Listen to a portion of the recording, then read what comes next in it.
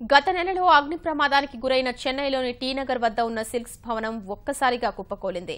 భవనంలో సామాగ్రి అగ్ని ప్రమాదం కారణంగా కాలి బూడిద కాగా నిర్మాణం కూడా తీవ్రంగా దెబ్బతింది. ఈ నేపథ్యంలో చుట్టుపక్కల ఉన్న భవనాలకు నష్టం వాటిల్లకుండా సాంకేతికతను ఉపయోగించి చెన్నై సిల్క్స్ భవనాన్ని కూల్చివేయాలని గత నెలలోనే అధికారులు నిర్ణయించారు.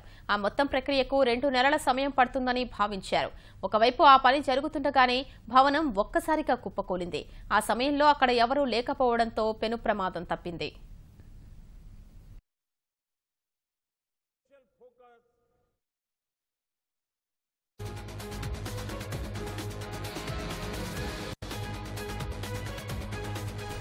గత నెలలో అగ్ని ప్రమాదానికి గురైన చెన్నైలోని టీనగర్ వద్ద ఉన్న సిల్క్స్ భవనం ఒక్కసారిగా కుప్పకూలింది.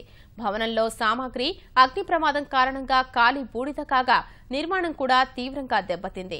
ఈ నేపథ్యంలో చుట్టుపక్కల ఉన్న భవనాలకు నష్టం వాటిల్లకుండా సాంకేతికతను ఉపయోగించి చెన్నై సిల్క్స్ భవనాన్ని కూల్చివేయాలని గత నెలలోనే అధికారులు నిర్ణయించారు. ఆ మొత్తం ప్రక్రియకు 2 నెలల సమయం పడుతుందని భావించారు. ఒకవైపు ఆ పని జరుగుతుండగానే భవనం ఒక్కసారిగా కుప్పకూలింది. ఆ సమయంలో అక్కడ ఎవరూ లేకపోవడంతో పెను ప్రమాదం తప్పింది.